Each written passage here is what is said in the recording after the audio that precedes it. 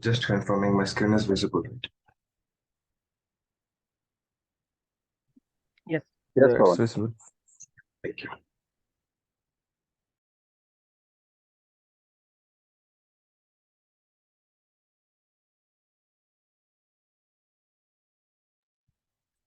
So in today's class, we'll just cover the demo part. We just completed 50% or 60% yesterday. There are a little more that we'll be covering. That is in terms of the benefits of the big data, and then we'll see what exactly the Databricks is.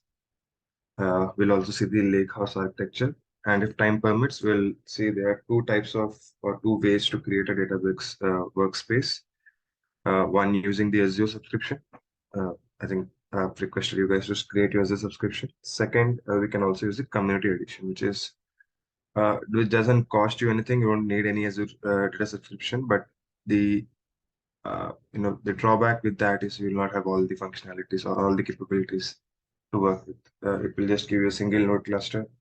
It will not support most of the things that is supported in the Azure subscription.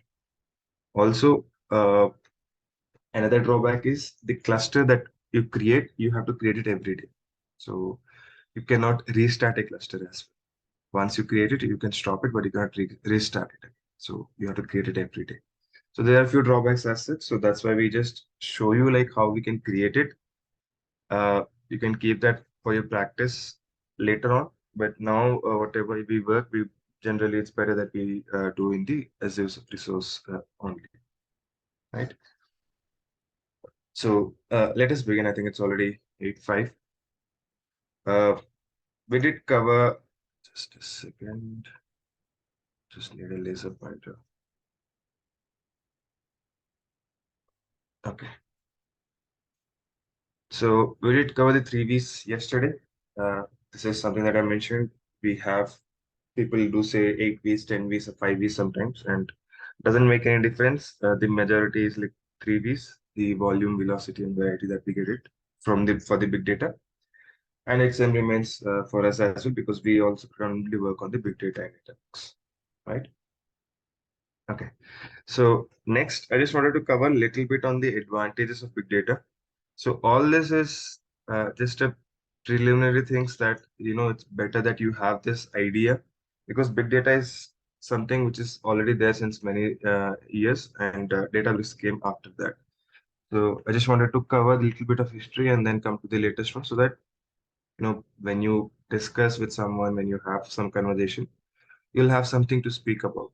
It's not just only giving and writing solving a small query or a problem. It's always like, are you aware of the history of the tool that you're going to work, right? Okay. So when we say the advantages or the benefits of big data are, so these are the few areas that is generally the big data has evolved and which has given us the multiple advantages. So let's quickly go on one by one.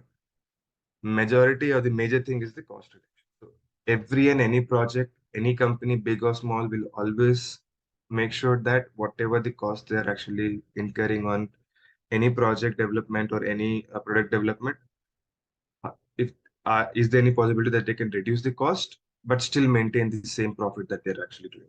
So it's always first thing is the cost reduction. So big data helps us to reduce the cost in sorting all the business data in one place. It's like you don't need multiple databases or multiple things for each of the data source. It can all sit at one place. So tracking the analytics also helps company find the ways to work more efficiently to cut the cost wherever possible. It's nothing but like if you have all the data together and if you're analyzing it properly by connecting one dot to another, you find a place like, okay, this is a repetitive thing which is happening in one of the domain, and again the same thing is happening in another domain. Why can't we just cut it one place and use it from there? For example, when I worked in my previous companies, even though it's a big company, UHG was a big company, it was always working as silos. So what happens? If we are getting some XYZ, for example, we are getting a claims data for one of the projects, the other business unit might be getting the same claims data, but they're also pulling it from the same source and they're storing in their databases and they have their own infra ready. ultimately what they are doing, that they are just giving a customer insights from the same data. So when we got to know that, when we clubbed together, when we moved from normal SQL to big data, we got to know, like, why can't we cut all this down and just have one source of truth, and just, you know, initial step was just having one source of truth, using the data and giving the analysis to the customer. Second set, after some more time, we just thought, why can't we just have one version of report, and based on the login of the person or the customer, we can choose the different ways of showing them the data, right? So that is how you actually go through to cost reduction with the big data as such, right? Next thing, product development. Developing and marketing new products, services, or brands is much easier when it's based on the data collected from the customers. Uh, as I mentioned, we are getting huge data in big data, so it's always better if we are listening to the customers on their feedback or their pattern, their design, right? If you have all those things with you already, you know what customer needs. So you don't have to break your head like, okay, whether if this goes to market, will they like it or not? Will it work or not? You already know by the data, whatever is coming in. You have all the patterns of the people. You have age groups. You have patterns for them, what they need, what they don't like, what they like, right? On which, if you're creating a product, which age group you have to consider, or which business group you have to focus on, right? For example, we're getting newer games every day, day by day. So you know which age groups will actually love those games. So similarly, a mobile company will create a phone which is also budget friendly, but also supports these kind of games. Like all the budgeted phones which is coming right now, it will support the game up to some extent, right? And it is specifically targeted to the students who does not have their own money to purchase them. They cannot go for the flagship phones, right? But they still want to play those games. So that's how, it gives us ease to create any product, because we have the data collected with us already. We just have to analyze it once, right? Next, the any business strategies that we take. So again, it is overlapping again, but the ability to constantly analyze the data helps the business make better and faster decisions. It both differ, it overlaps here again. So even when business is doing anything, for example, uh, you take Amazon or Netflix, in such case, like, it will see what is your pattern, how you're actually going through that, and it will give you the recommendation similarly based on that, right? That is one example I'm saying in just a very lower level. But in the business decisions, that also, okay, you can take one small business decision that I would say, you see, you're working in a big company where you have logouts in every 1 hour and logins in every 1 hour, right? And you are just running those cabs even though the people are filling in or not filling in. So if you have the analyze the data, see the trend, how many people are boarding the cab and how many people are going and for logouts and logins, and which time you have the peak, you can make sure that you can only run your cabs at that moment, and remaining times you can actually cut down it. If you have only 1 2 persons, you don't have to run all 10 or 20 cabs, having all of them sitting there and just waiting for people to come in. So giving you very small and simple examples so that we can correlate to that. But this is how we can have a business decision taken on it, right? Customer experience. It's all with the data, right? All the data-driven algorithm helps marketing efforts, as I mentioned, targeted ads, right? Increase customer satisfaction by delivering enhanced customers experience. The previous example of Amazon, like when I log in, I they give me whatever the previous history that I had, or maybe the browsing history which I had. Based on that, they'll give me few more suggestions. Like for example, like I'm interested to purchase an iPhone, latest version, right? I might have searched it some time back. I've saw like, okay, it's not in my budget. I'll just come back. If they're showing you constantly whenever there's a new discounts coming on it, whenever there's new card discount applicable, some other day I might get tempted and just purchase by saying, okay, they're giving me 12 months no cost EMI and with 5,000 rupees cashback, why can't I go for it? So it's like, giving you the best customer experience, but what you wanted to buy, and making sure that whenever the price drops, they are actually focusing on you so that you buy those things again, right? Uh, Risk management. Okay, so business can identify the risk by analyzing the data patterns and developing solutions for managing those risks, right? So, like whatever you see here, it's all coming back to the same thing that if we have the data, big data, what we have, it is very easy for us to, have these kind of areas to be fulfilled. Like this, it can be entertainment, as we discussed. So one good thing that I wanted to say is like on the education part, right? Uh, in our era, when we were having our educations, it was all classroom trainings, and now if you see, we are online and we are, fully digital and we are learning a technology. That is up to us. But if you go back to the schooling right now, big data helps schools and education technologies companies alike develop a curriculum while improving the existing plans based on the needs and demands. So when we studied, it was a different case. Now it's like a different case. Now people are maybe in fifth, sixth, they started learning the coding languages, right? I've seen many schools saying that we'll start them learning coding and other things. There was something called junior white hat, which already started the coding. I think people who are in just 10 plus or 12 or 13 years old, they have started creating projects on Python, right? So that's how the industry or the current generation has changed. So it's like giving them what they are requiring or what is their need is. So that is like if we understand what they need, we have the data to analyze it, we'll get that into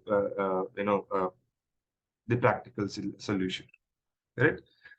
Uh, Government, if you wanted to give a government example, maybe we can say, yeah, CCTV examples on each of the roads that you have, like the traffic cameras, the satellite, the body cameras, and the sensors, right?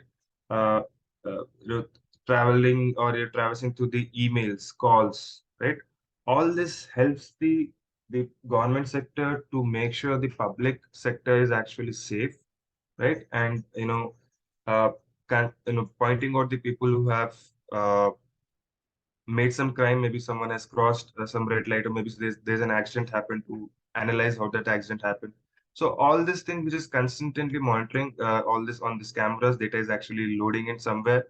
So that also helps the government to run their business in smoother way, right?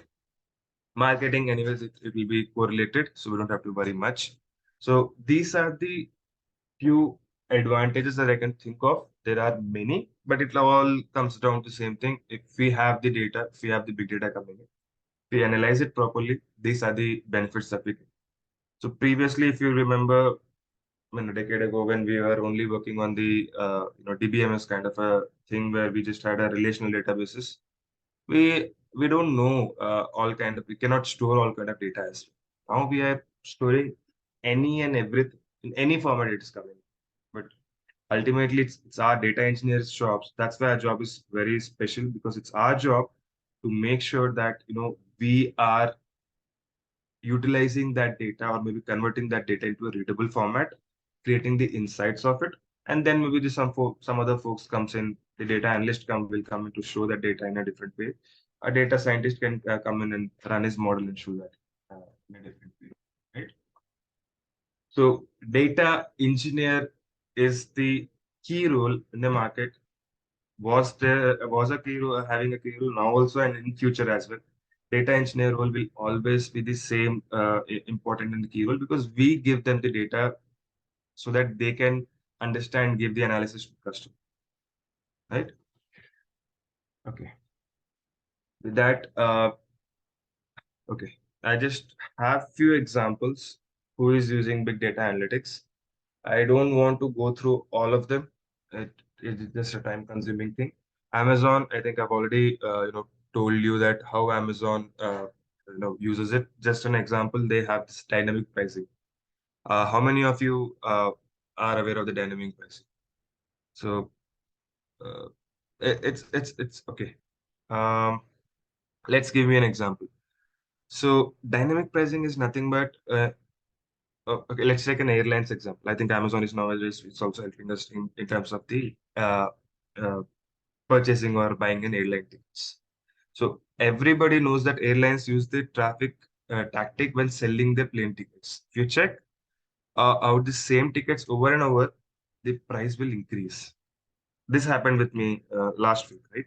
So I was traveling somewhere like, and if I've just checked that multiple times, the price got increased because it understood that I wanted to book that ticket. So maybe I was trying that a different website first. I was trying in Google, seeing the what is the best price at that moment. I was trying in Amazon. I was trying in some other application. But ultimately, I'm just using my mobile or my internet to check the price for the same destination and the source and destination, right? So it probably means that you really want them and you're willing to pay more just because you are searching for it.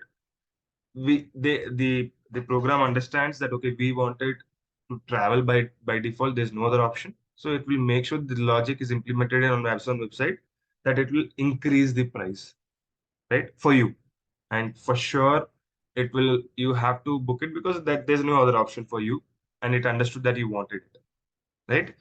Uh, So what probably happens in the background that we don't know is that they change their prices up to 2.5 million times a day, right? Just an this fact, I think I've got it from somewhere. Might be wrong, might be correct, but generally from the Amazon website which I've got it, like they change the prices 2.5 million times a day. Can be a cent up and down, can be a rupee up and down, right? But they do that. Uh, how many of you have seen the Big Billion Day sale? Or I'm sorry, for Amazon, it's uh, not a big billion, maybe some other kind of a sale, like Independence Sale, Republic Sale, whatever happened recently. So just observe if you have any product that you have already tracking it from last 1 week or 1 month before the sale starts. When the sale starts, the product which was 100 rupees when you were surfing for you for that on the sale day it will be 110 or 120. The MRP might be 150 always, but it was selling was at 100 rupees beginning before the sale. Now, on the sale date, the price will be 110 or 120. Exactly at that moment, they'll also give you the credit card discount or maybe 10% additional discount on SBA or HDFC something, which will eventually come around 105 or 106. And you will be actually paying 105 or 106 because you don't know that it was actually getting sold for 100 rupees previously. That's how they manipulate. It's a business tactics. It's like making sure that they're giving you benefits by giving you discounts. You are using the credit card for what they wanted you to use. Their partnership with those banks are getting stronger. They're selling their product as well as they're getting the benefit of 4 or 10 rupees or 5 or 10% what they were used to sell in previous, right? So that's how they generally do. Okay. Okay. Leave all this around. Starbucks, McD, Uber Eats, Netflix. I think we all know that. But I just wanted to, have some discussion on the AccuWeather. So let me see. Just a second. So in the chat right now, anyone any idea on the AccuWeather, what exactly it is and what it does? You can unmute. You can ping chat. That's fine. Just wanted to have some interactive session because the theory is very boring. I'll be just talking continuously.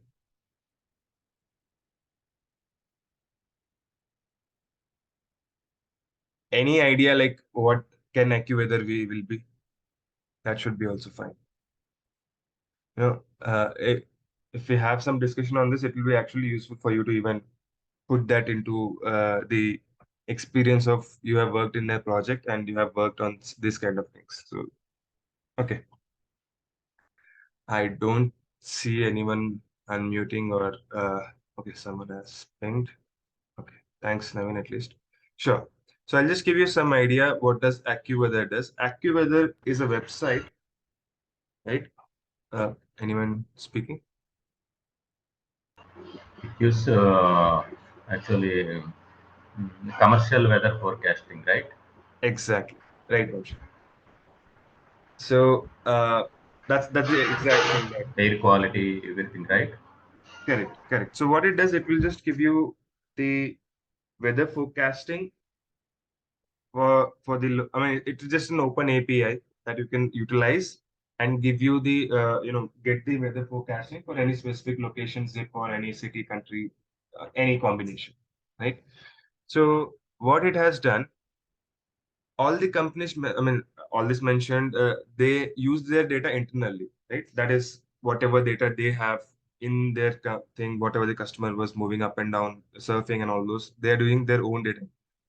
But the big data you have turned in, so you cannot see any big data which is turned into a service, but AccuWeather did that, right? In the past, their partners were exclusively global brands, like huge big brands. They were only using the AccuWeather, which was not, I mean, with a hefty price, anyways, it was not open for everyone. So they realized that that many other business could benefit from their weather data as well.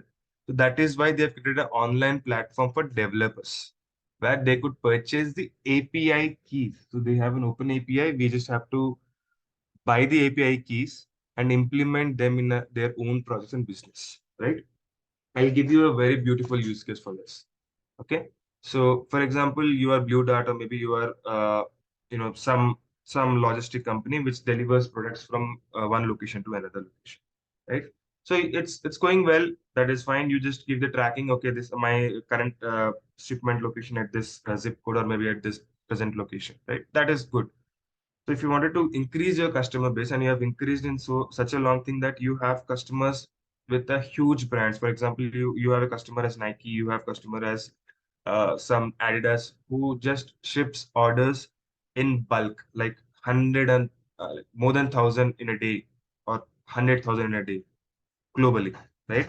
So for them, what they might also ask is, I need a platform where I can actually track that. So I have a team which will track my product completely because it's a support desk. People will call that team and they'll ask them, where is my product and all those things, right? Even though if you have the tracking system in your application, just click on there, it say my product is here. That is a very generic and basic thing, which is not out of the box or which is not a unique selling point, right? Just think another way. If we are giving an option to the customer, your item is going from Hyderabad to Delhi, right? So it started in Hyderabad, it's in transit and it's going to Delhi. We have a zip code, some XY zip code in Delhi where it's getting landed. Exactly at that moment, at that day, we actually got the API information from AccuWeather saying that Delhi has a heavy rain forecast and a flood forecast. We have that we have that information with us at the same time when we have a scheduled delivery or the estimated delivery of our product. We can give the insights to the person. Okay, your this particular product is on high risk. It is very likely that it will be delayed. The reason behind that, it has a weather forecast, and we'll give the weather forecast information that it has a weather forecast of highly, maybe a flood-like situation, maybe heavy rainfall. So this will make sure the customers to understand on the beforehand, okay, this is what is going to happen.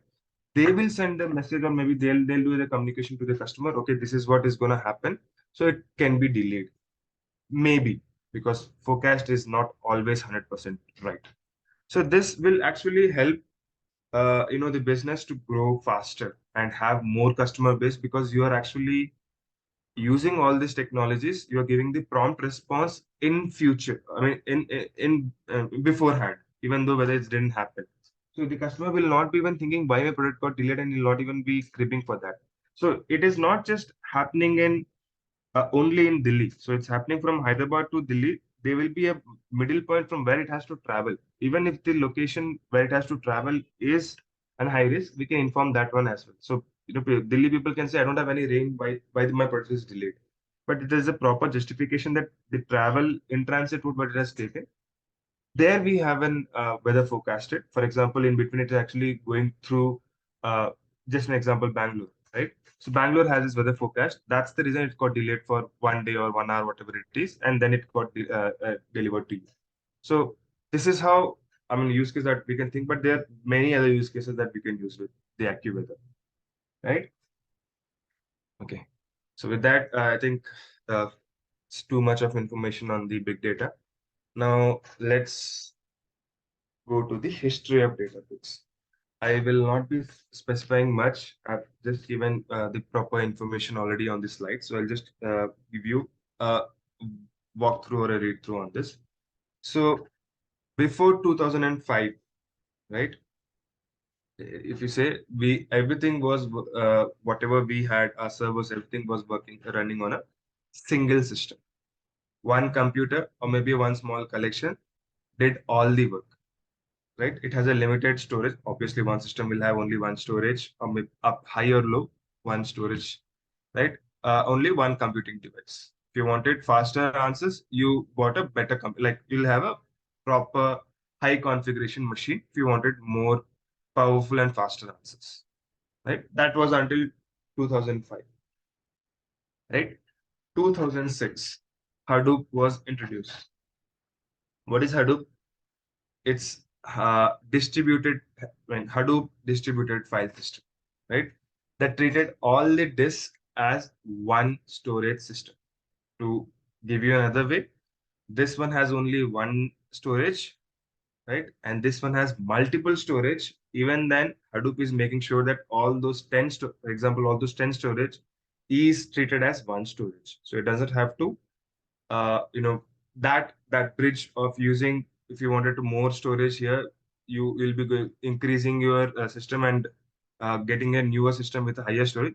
Doesn't mean that if you have only 1 GB cards, you can increase have 10 different 1 GBs and you can make it 10 GB. You don't have to purchase a 10 GB single card. So it's like, I'm just giving you a very simple example so that you can understand the language, right?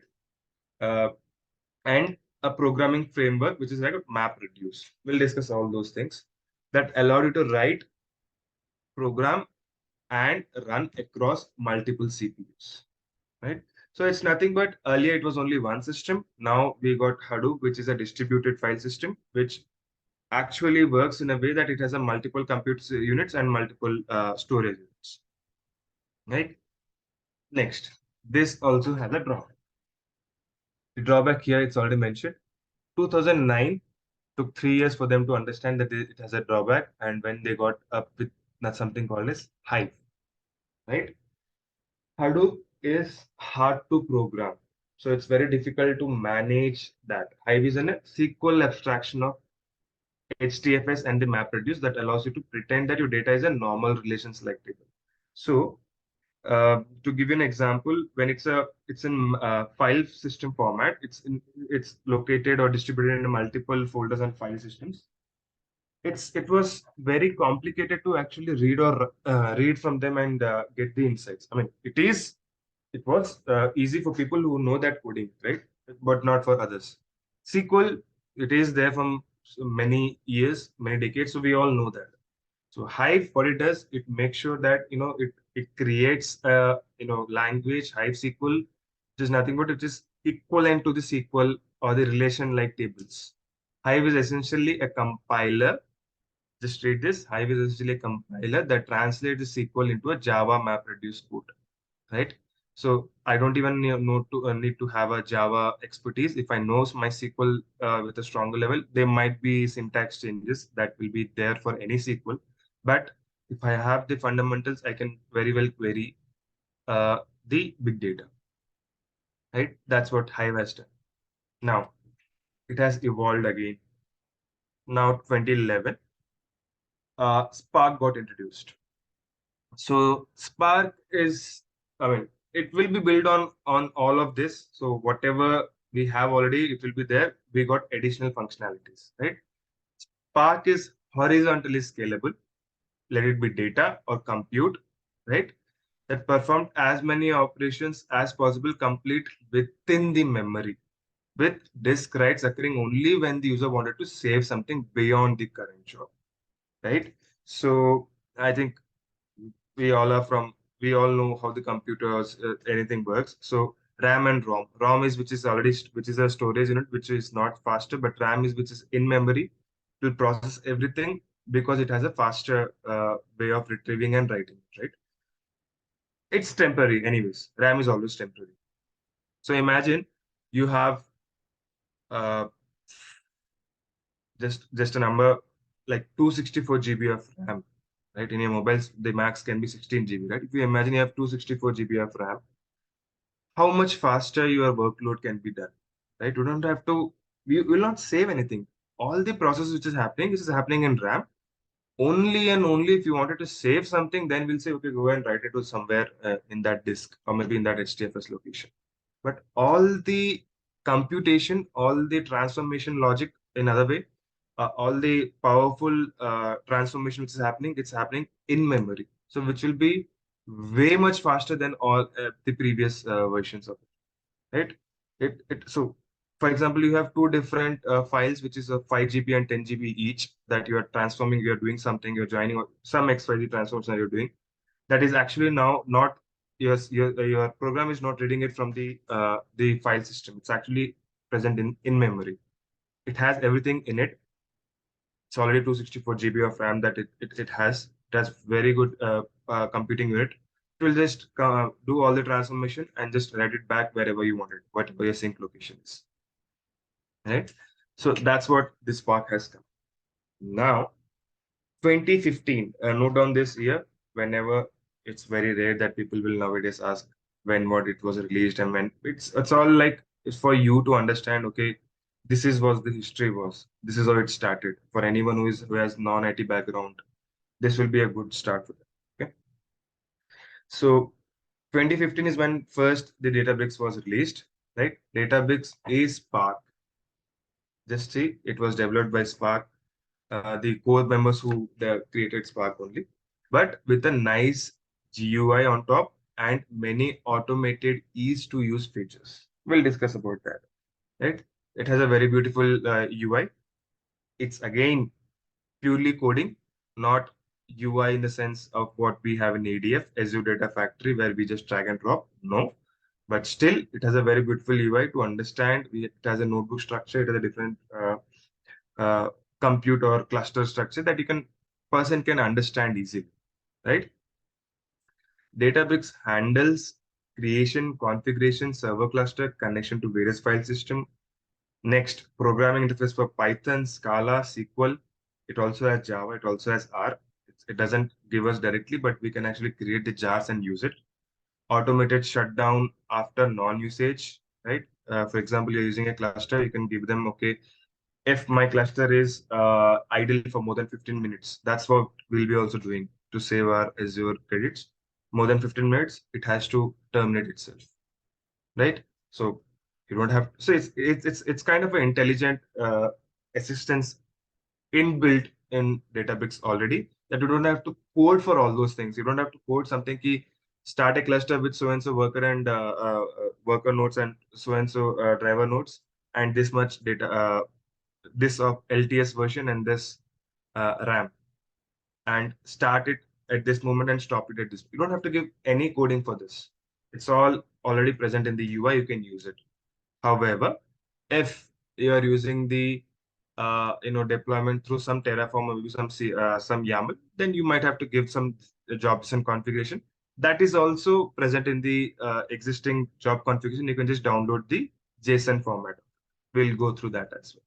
So I'm just giving you that this has so many ease to use features, right? Databricks is available on three clouds as of now: Microsoft Azure, Amazon AWS, Google Cloud. Right? These are the three clouds that is currently hosted on. Plus a free edition, which is the community edition, which I mentioned.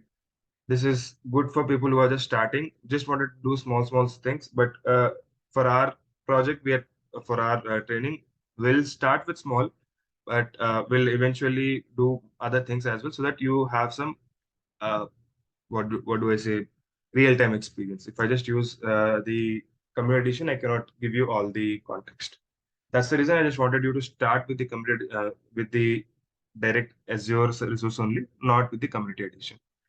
We will show you how to create a community edition, maybe today if time permits or not tomorrow. You can create it. use it as in such when you want to try some small things, right? Okay.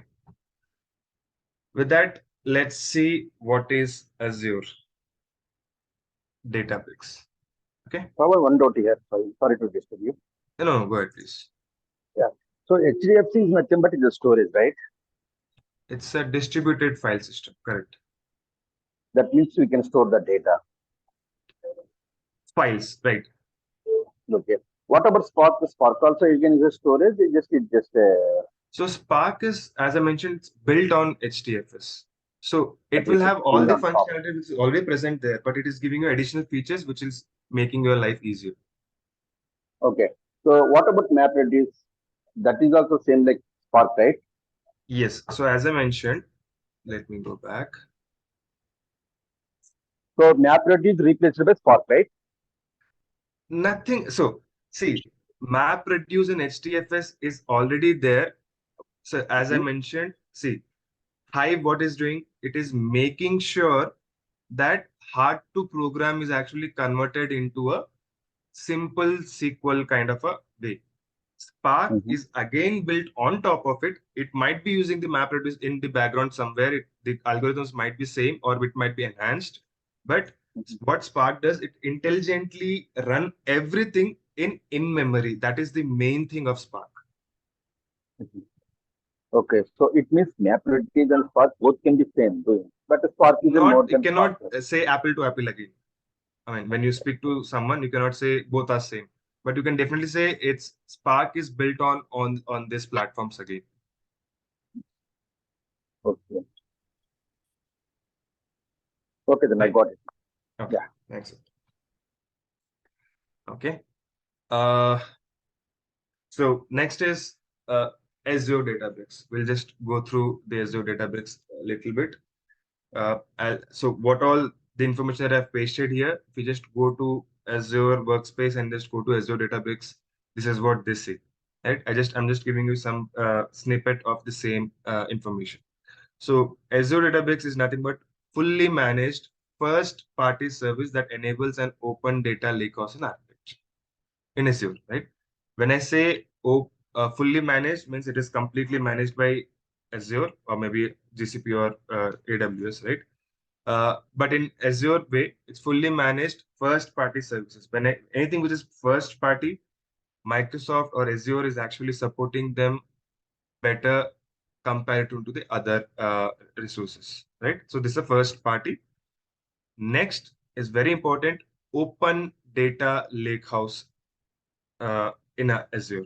We'll discuss about what is open data lakehouse, right? This is very important. That's the reason Azure is actually in high demand right now, right? With the lakehouse built on top of an open data lake, quick light up a variety of analytic workloads while allowing for common governance across your entire data estate, right?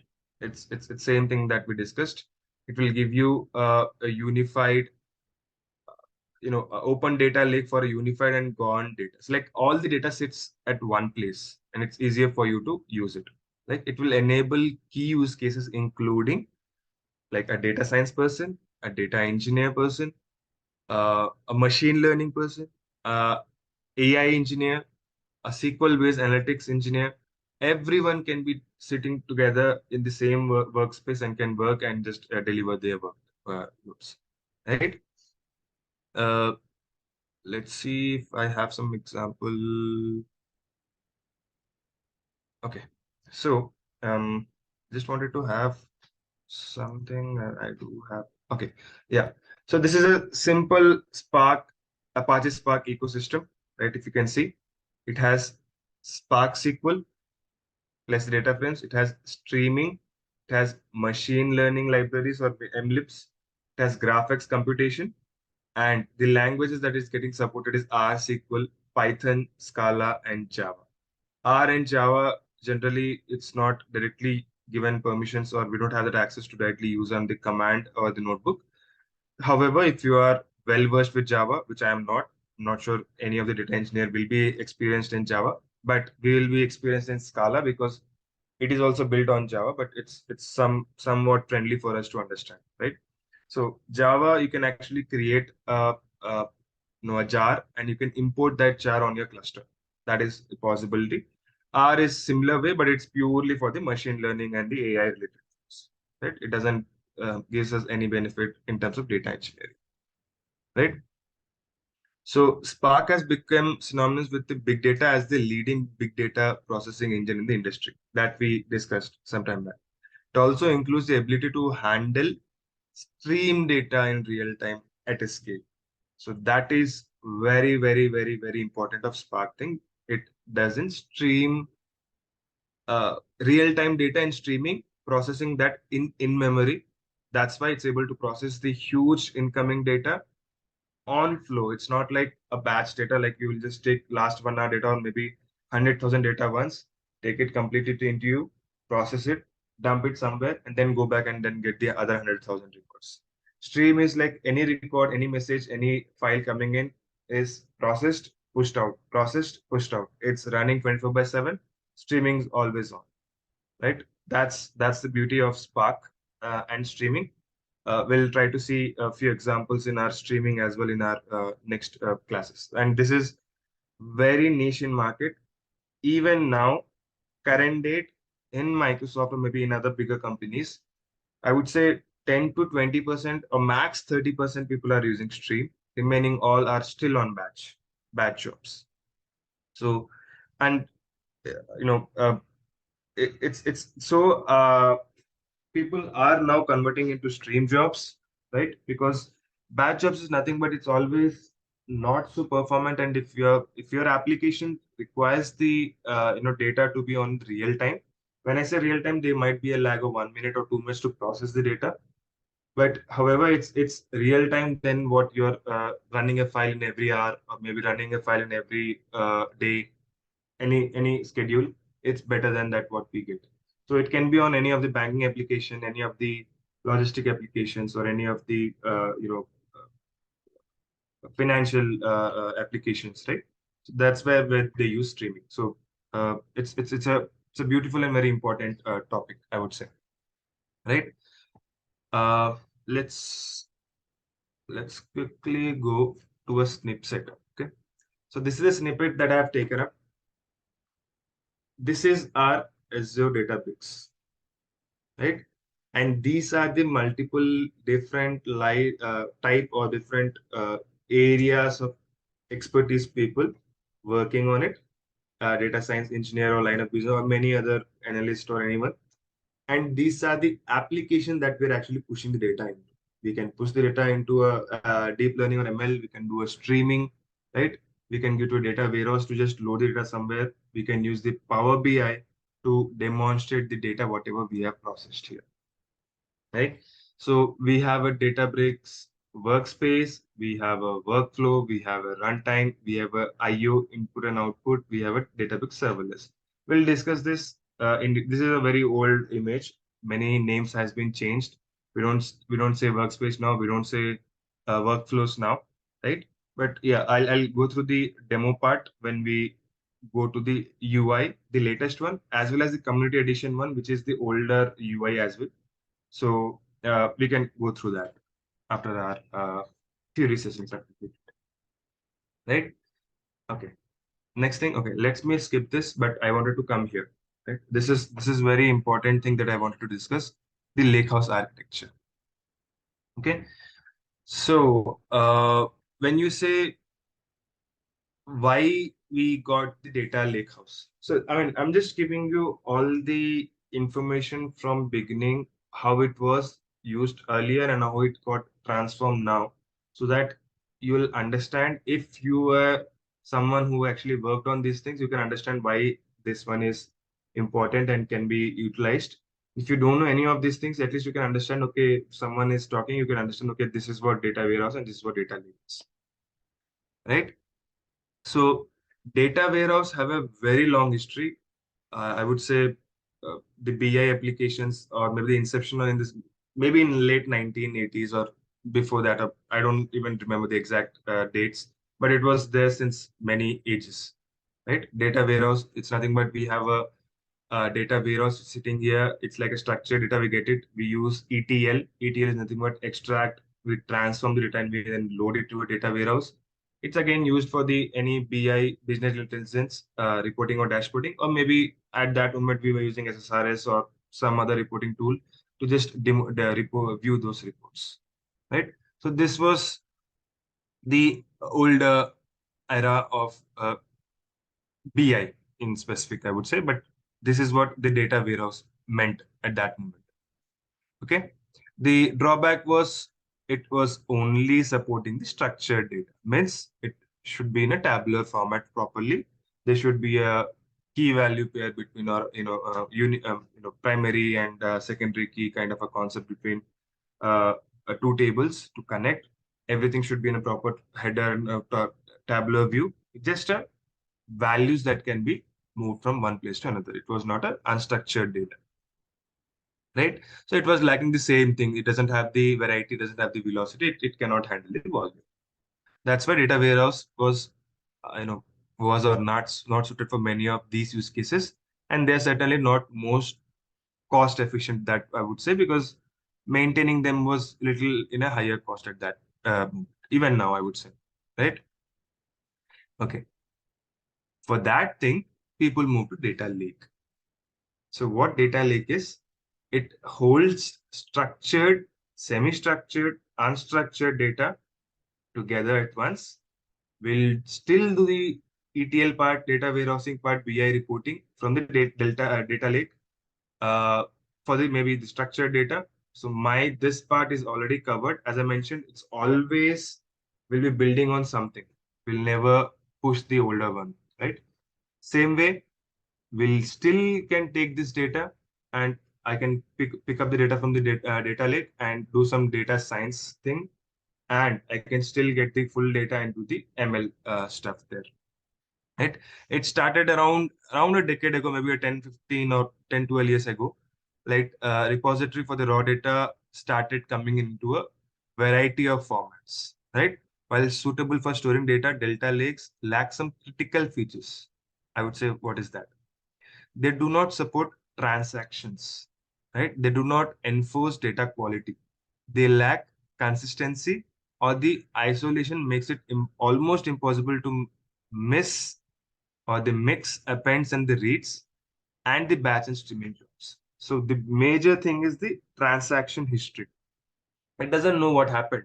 Whatever is there, you're using it the latest version what you have, right? So it was very difficult to handle that. You don't know whether your data is the latest one, or we don't know whether it has, for example, there was a data that is coming in and it processed, and you have something reports built on it already. It's already done there, but there was an update happened after that, and these two doesn't match after that. Just an example, but that's how there was gaps in between. So for these reasons, many of the promises of the data lakes have not materialized properly. So whatever the promise the data lake has made that it will be easier and can be used for multiple platforms, that was not materialized. In this, like it led to a loss of many of the benefits of database. It does have lots of benefits as you see in the image itself, but because of the basic thing of not having the transaction history or not having the consistency or lack of quality, it lost its credibility, right? So the need for flexible, high performance system hasn't happened, right? So companies required system for diverse data applications, including SQL analytics, real-time monitoring, data science, machine learning. Everyone wants everything, right? Most of the recent advances in AI has been better models to process unstructured data like text, images, video, audio, right? But these are precisely the data types that a data warehouse is not optimized for. It was not at all optimized for any of these things. That's why it was already out of the picture, right? And other specialized systems such as streaming, as I mentioned, streaming data, which is constantly loading into your database. It's not stopping. It's every time it's loading into your database whenever the new message is coming in, right? Next thing is the time series data. I'm not sure how many people are well versed with the time series data. In time series data, we do not have something called as update. If people are coming from SQL background, it will be most probably the same as what SQL is, but it does not have a update command at all. It always have append only, right? Why we have append only? Why not update? Because they it maintains the time series well intact. Like for example, there's a record name ID one name Pawan, age XYZ, and salary XY ABC. Right. This is a record that has come at 24/8 yesterday. Right. When one more update has coming, the salary of Pawan has increased from ABC to EDE. That is coming in into database. It will be creating another record of it with today's timestamp. So whenever we are querying those kind of a time series databases, we'll be only querying based on the latest timestamp. So we have the history. We know what happened. We wanted to understand how Pawan's trend, salaries trend has been moving. We can do that. Still, we can still show the latest data, what is his current salary or what is his current designation or age, right? So that is the beauty of the time series databases, right? Next, graph. Uh, just giving you some high extra again. Graph is nothing but um, it's like a connection between one dot to another, giving a very layman terms. So how a graph works. Uh, for example, let me see. Okay, for example, me and Apparao, I use SBI card, Apparao use SBI card, right? Ap- Apparao might have done the transaction on Amazon for some other product. That product is actually also ordered by Rajshek. You see the dots. Somewhere or other, me and Rajshekar are also having a connection there or having a connectivity there. These pattern kind of things. Maybe if time permits in this classes, I'll just give you one small graph TB design. It is like notes how it is actually expanded. So that's how the Facebook search works, to be precise. That's how the algorithm for your LinkedIn works. It says first, second, third, like based on the connections. Like I might be your uh, friend or maybe a mutual friend's friend to you, but he or her will have a company that me or my current company's ex company might be the same. So this is how the linkage comes in, and that's how the Graph TV has evolved, and all the social networks right now is actually using the Graph TV, right? So we have that support as well with this, right? Ultimately, that's what I wanted to have say, but I'm just giving you some additional extra points so that maybe when someone is actually speaking about this in future, when you crack some interview, it will be like you will not be having a blank face. Okay, so ultimately, the data lakehouse having a multitude of systems introduce the complexity, and more importantly, introduce the delay as data professional invariable need to move or copy data between different systems. So if you see the architecture, it has a structured and semi-structured and structured data. This is the data library sets. We have a metadata and a governance layer, like which handles everything here. It does the ETL and it shares the data to BI, reports, data science, the same set of folks who needs the data, but in a way where it's actually not compromising on the data quality, not compromising on the transactions, not compromising on any of the important data latency or data isolation. Okay. Now, the major things that it supports, few key features, I would say. See if I have some. Okay, let's few features. I would say. Uh,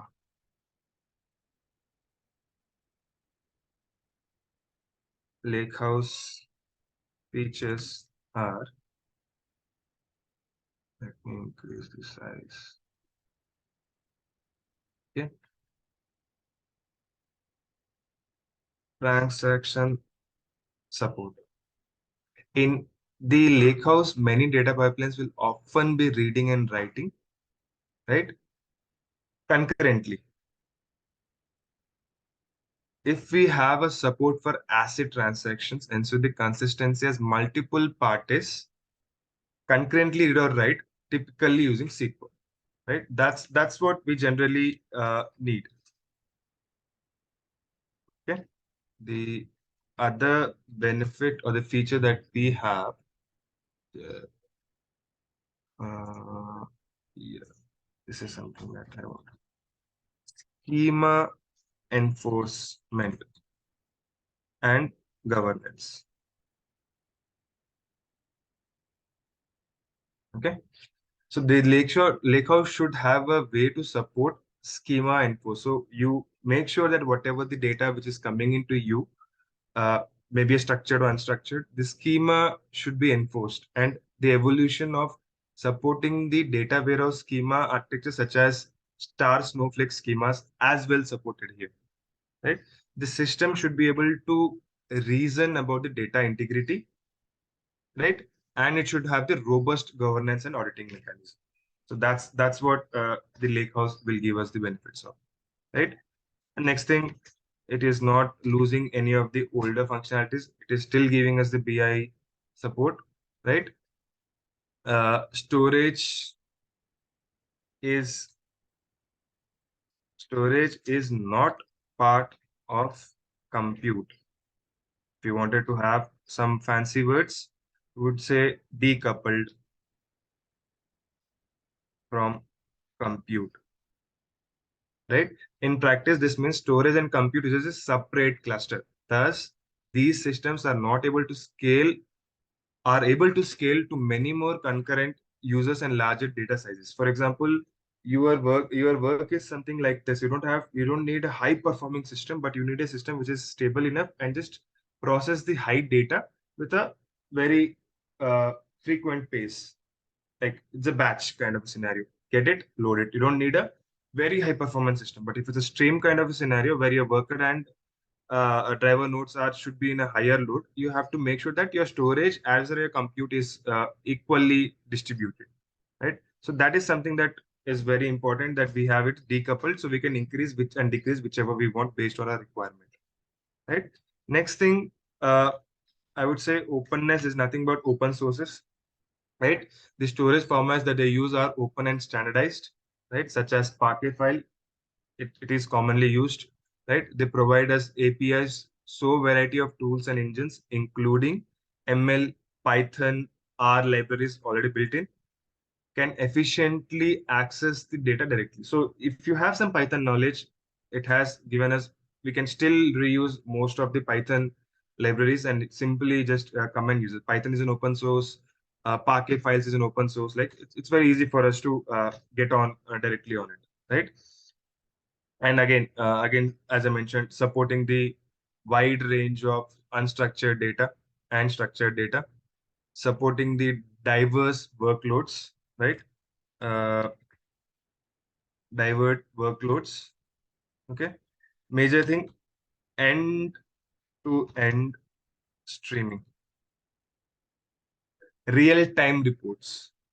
In other way, if you wanted to say, anything happened, any transaction happened in next few minutes or seconds based on your TAT or SLA, it is there for you on your reporting. So that is the major thing that why I would say we have to use Databricks. And it's not only for that, but it is one of the way that we can utilize the Databricks capabilities. Okay. So these are the few of the examples and why what major thing of data lakehouse architecture. Okay. Let me go back to this. Okay. Tomorrow we'll begin our main classes. So until today it was demo. So tomorrow we'll see there are two different ways, as I mentioned, to create a the Azure resource, right? One is from the Azure portal. So for that also we can create a free tile, but it does not give us permission to create cluster, etc. If we have free subscription, that is also there. What I'll be using the Visual Studio subscription, which is provided by us for by our company, so it will be a different altogether. But for free subscription, also there'll be some limitation, right? We cannot create a cluster, multiple high performing cluster, but that we don't require at all, right? If you go to database community edition, the second one, we'll have a lifetime free access. For this, we'll only have 30 days trial. Until the Azure subscription is there, you can use it. But here it's lifetime free access. We'll have very limited functionality, but sufficient for just learning purpose. If you're just doing small changes, if you just wanted to try a Python coding, right? If you wanted to see a SQL coding, for those things, I would say it will work for lifetime, right? So what you do, learn 30 days on this. For small things, you continue still using the database computer edition, right? You still use it as such. When you wanted to do something again, practice few things which is not present here, create another email address and just go back to the Azure portal, create a cluster resource, and then start from there, right?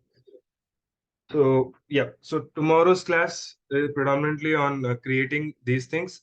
As I already have them created, I'll request any one of you to just go through that. If we can share your screen and just do it.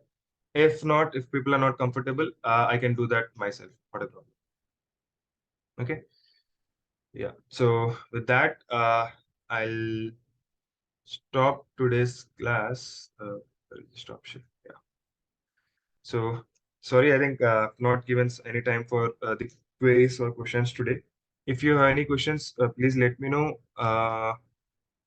Jaswant, do we have time, Jaswant, or you wanted to the uh, Zoom will be used by other classes now? No, no, we have time, sir. Okay, yeah. So we'll just take 5 more minutes. If people have any queries, please let me know. Uh, and I'll if you want to have this PPT as well, I'll try to see how we can share with you, right? Or maybe I'll give you the brief information of the major things. I don't think so. You need everything. You just need the architecture and all those information, right? That should suffice. So I'll just try to give you those important slides. Okay. Again, anyone? Yes, Aparam. I mean, so one doubt here. Now I understood between data warehouse and data lake. So Mhm. I'm little bit confused about data lake and data lakehouse. So here, what is the Okay. main difference is what I understood is Mhm. in data lake. So the transaction point of view, so there's some glitch, right? Yes. So the major problem why and why we moved from data lake to data lake house is data lake was still doing its work, whatever it promised. The problem was the transaction history, right? That is one thing that I mentioned. The other thing is or maybe the major thing that I would say is the lack of consistency, right? Okay. And one more thing, the data quality. If you see that, like as I mentioned, you have some data which is updated later on, but you don't know what it happened. It doesn't know the history of it. You're still showing some data, and the quality might not be what we are examining. For example, the in data lakehouse, we have something called as we can governance have a governance system on it. We can actually restrict the schema for that particular. All those functionalities are not present in data lake, which is present in Okay. data lakehouse. One more very beautiful thing that I would say in data lakehouse when you come to delta tables specifically, Mhm. same employee table, if which has 100 records and 10 columns, I would say it can have multiple versions of that column. Version 1 will have some data. Version 2 might have 15 columns. Version 3 can have 6 columns. Version 8 can have 4 columns. You as a person, you can see which is your latest version. If you wanted to use it, you can use it. However, if you wanted to see what happened on the first release of the first version of it, you wanted to go to that information, you can just go and check the data for that one as well. So you always have the history of data, versions of each of the delta tables. You can compare between these versions as well, or I mean, this is a very beautiful use case for a data machine learning guy. He's applying his algorithms, created a table, applied another algorithm, updated the same table. right? So if you wanted to see what is the results for this table, you can go by the versions of it, right? So these kind of functionalities which we do not have in data lake actually got into data lakehouse. So as I mentioned, it's always built on the previous one, so it will try to get everything what was there and try to solve the problem what was present in the previous releases. Oh, okay, okay, okay. I got to know. Okay, okay. So Yeah. simple is if my tab is having 10, 15 versions, so which version you want, I can get it. If Yeah, I that use is it. that is just one example, but it also have Oh, metadata and governance layer in between, which is the major thing I would say. It okay then. Okay, that got that is the main stuff. If you wanted to say directly what is the difference, you say data lakehouse has a governance and metadata layer in between the data lake and the reporting or it. the yeah. Yes. Okay. Okay, Thank you, Pam. thank you. Uh, anyone else? Yeah, will you upload the demo today into Go Online YouTube channel? I think just one can update you on that. You can please connect with just one post call or the numbers which are provided. You can just connect with them. So once the class begins, then we'll be having all this videos uploaded daily, and you can refer them again and again if you are practicing, right? Okay, So right. tomorrow we have class. Yes, tomorrow we'll have the class. Ideally, I don't keep classes on Saturdays, but just for tomorrow, what we'll do, we'll just create some Databricks cluster and Databricks workspace and everything so that you'll have 2 days time to create by yourself and we'll be ready from Monday. So we'll The have same class time, right? same time, 8 to 9, please. Oh, Don't expect that we'll be having class on every Saturday, but yes, for tomorrow, definitely we'll have the class. okay, okay, that's good. Actually, we are also expecting class on Saturday, but Okay. No, it's purely depends on okay, the commitments that the yeah, personal exactly. commitments and as well as the workload that we have. So I'll try as much as I can, but if it's not possible, I'll just update you beforehand. Yeah, that's great. Yeah, Pawan, in the existing subscription, we can create this database cluster, right? Already Yes, we if it's how long will it? I mean, how more time do actually you have? very recently as I go through new subscription. Okay. Yeah, in I think Okay, 10 just days. we'll do one thing. You can continue in that. So whenever and every day when you do any of the work, you'll download all the notebooks every day in your local. So that Okay, in future, if it's getting ended in between of the classes, you can create another subscription and you can just upload this file so you'll still have all the data. okay. Yeah.